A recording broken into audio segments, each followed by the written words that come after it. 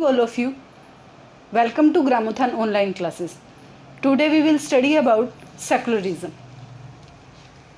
जैसा कि आप लोग जानते हैं, हम लोग पहले भी पढ़ चुके हैं कि सेकुलरिज्म क्या है, धर्मनिरपेक्षता क्या है। धर्मनिरपेक्षता मतलब हर धर्म को मानने की समानता, हर धर्म को मानने की आज़ादी जो एक स्टेट देती है। उसी के टॉपिक्स कुछ हम पढ़ने की कोशिश करते हैं, कुछ समझने की कोशिश करते हैं। हमारा फर्स्ट टॉपिक आता है सेकुलरिज्म, अंडरस्टैंडिंग, मतलब आप किस तरीके से समझेंगे कि सेकुलरिज्म होता क्या है।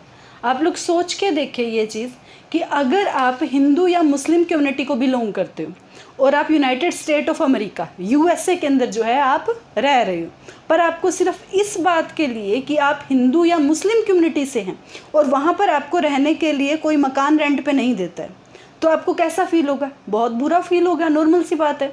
तो हम उस फीलिंग को किस तरीके से जाहिर करते हैं, इसके दो तरीके होते हैं।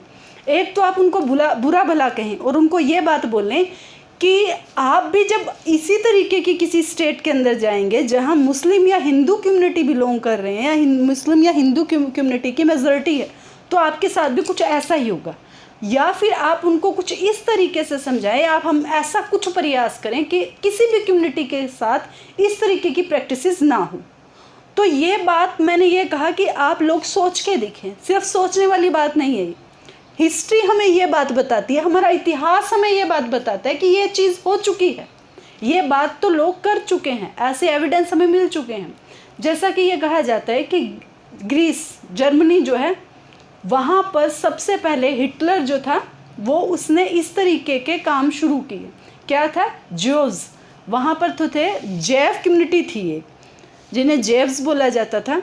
उनको हिटलर ये मानता था कि ये जो कम्युनिटी है वो मेंटली और फिज़िकली दोनों तरीके से ये जो है वो कमज़ोर लोग हैं, और उसकी नीति क्या थी कि इन कमज़ोरों को आगे बढ़ने नहीं दिया जाए। और लाखों लोगों को, million of peoples are killed, कितने लोगों को उसने इस एवज में मरवा दिया कि ये लोग मेंटली और फिज़िकली वेल ग्रोथ नहीं है। तो यही चीज़ जब और देश जहाँ पर जेव्स जो थे वो रहते थे, उन्होंने भी वही बात सेम जो है जो हिटलर ने उनके साथ किया, तो उनका गुस्सा उन्होंने प्रति उत्तर में कैसे दिया कि जो हिंदू, मुस्लिम या क्रिश्चियन जो उनके एरिया में रहते थे उनके साथ भी उन्होंने वैसे ही किया। तो इसका मतलब तो हालात और ख़राब हो गए। इस स्थिति से सुधरने के लिए हम ये समझते हैं कि सेकुलरिज्म है क्या, धर्मनिरपेक्षता क्या है।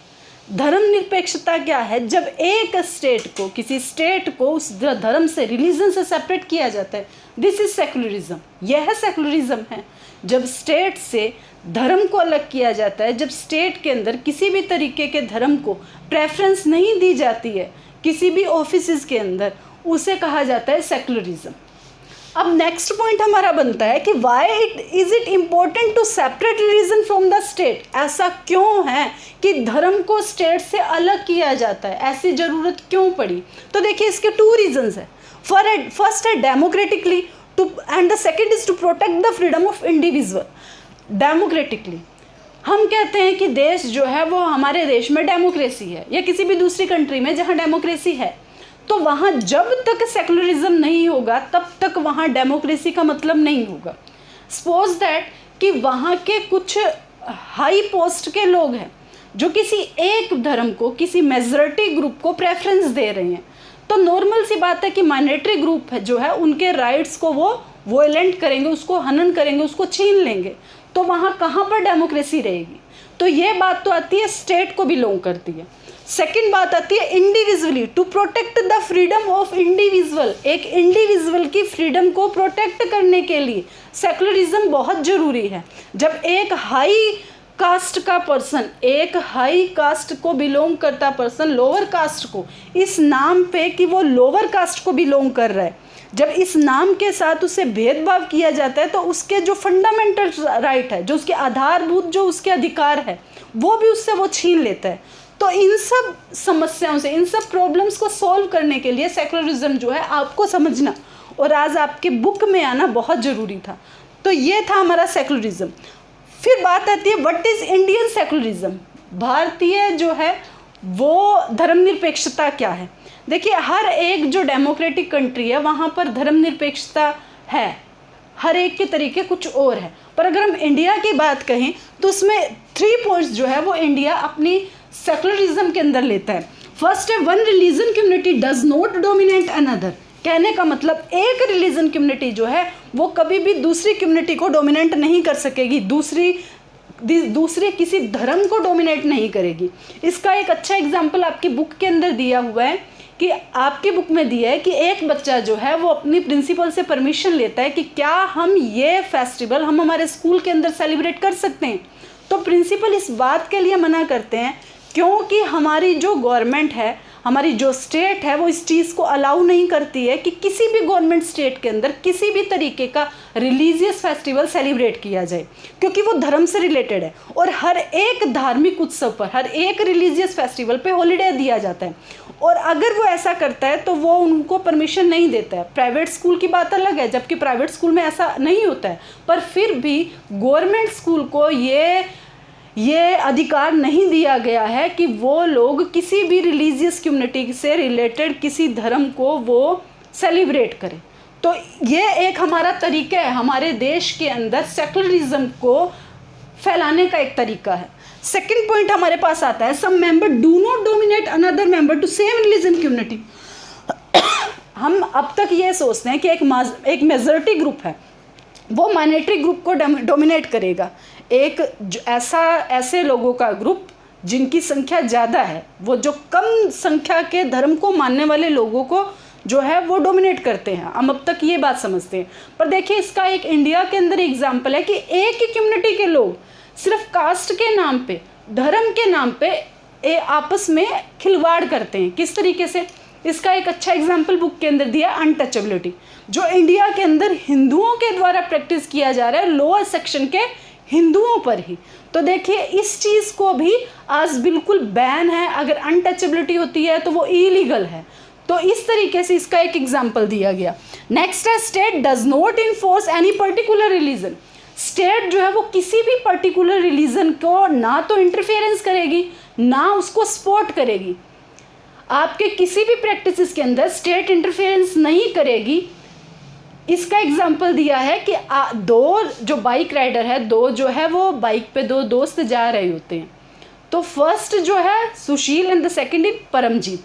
तो सुशील कहता है कि तुमने हेलमेट वियर नहीं किया है और हमारे एरिया के अंदर हेलमेट जो है वो कंपलसरी है। अगर आप हेलमेट नहीं लगाओगे तो आपको भारी फाइन, बड़ा फाइन जो है वो देना पड़ेगा। तो परमजीत आगे से कहता है कि नहीं, मेरे पे गवर्नमेंट फाइन नहीं लगाएगी। तो सुशील को बड़ा अजीब लगता है कि कुछ एक लोगों पे तो ये बात लागू और कुछ पे नहीं है। तो देखिए, अगर हम इसका दूसरा पहलू देखें तो इसका कारण ये बनता है कि जो सिख हैं उनके धर्म के अंदर जो पगड़ी है वो रिस्पेक्टेड, वो उसको ज़रूरी मानते हैं। तो स्टेट ये नहीं कहती है कि आप अपने धर्म के विरुद्ध इस चीज़ को अपनाएं, तो उनको इस चीज़ के लिए छूट दी गई। तो कहने का मतलब क्या हुआ, स्टेट जो है वो किसी भी रिलीजियस बिलीफ के बीच में पार्टिसिपेट नहीं करता है, इंटरफेरेंस नहीं करता है। तो ये एक बेहतर तरीका था इंडियन सेकुलरिज्म को समझने का। नेक्स्ट पॉइंट हमारा आता है, in what way in the Indian secularism differ from the other democratic country. ऐसा तो नहीं है कि सिर्फ इंडिया ही जहाँ ऐसा एरिया है या ऐसा देश है जहाँ डेमोक्रेसी है, और भी बहुत सी स्टेट है, बहुत सी कंट्रीज़ हैं जहाँ पे कि डेमोक्रेसी है। जैसे हम अमेरिका का एग्जाम्पल लें, यूनाइटेड स्टेट का एग्जाम्पल लें। यूनाइटेड स्टेट के अंदर क्या है कि वहाँ भी सेकुलरिज्म को अपनाया जाता है, वहाँ भी सेकुलरिज्म है, पर वहाँ के सेकुलरिज्म का मतलब कुछ और है। देखिए, इसका एक एग्जाम्पल है कि जब वहाँ पर कॉन्स्टिट्यूशन राइट किया गया तो ये बात लिखी गई कि लेजिस्लेचर जो है वो इनसे रिलेटेड लॉ नहीं तैयार करेगा। किनसे रिलेटेड? कि लेजिस्लेचर धर्म से रिलेटेड किसी भी नए रिलीजियस को इस्टेब्लिश नहीं करेगा। और इसके अलावा जो रिलीजन चल रहा है आप उसके विरुद्ध में कुछ भी नहीं कर सकते हैं। तो उनका जो सेकुलरिज्म है उसको वो स्ट्रिक्ट अपनाते हैं, उसको वो स्ट्रिक्टली जो है अपने सेकुलरिज्म को रन करते हैं। और इंडिया के अंदर जो सेकुलरिज्म है वहाँ पर जो गवर्नमेंट है उसकी देखरेख चलती रहती है। तो इस तरीके से इन दो स्टेट के एग्जाम्पल के थ्रू हम सेकुलरिज्म पढ़ रहे हैं। सेकुलरिज्म का मतलब हुआ धर्मनिरपेक्षता, हर धर्म को मानने की आज़ादी। और इंडिया जो है उसमें, इंडिया जो है वो अपने स्टेट लेवल पे, या ये कहें कि अपने फंडामेंटल राइट्स के थ्रू अपने सिटीजन्स को ये अधिकार देता है कि उन्हें हर एक पर्सन को कास्ट, क्रीड, रिलीजन या किसी भी दूसरे तरीके से डिस्क्रिमिनेशन नहीं किया जाएगा जो धर्म से रिलेटेड है। तो इस तरीके से इंडिया के अंदर जो है वो सेकुलरिज्म को अपनाया जा रहा है।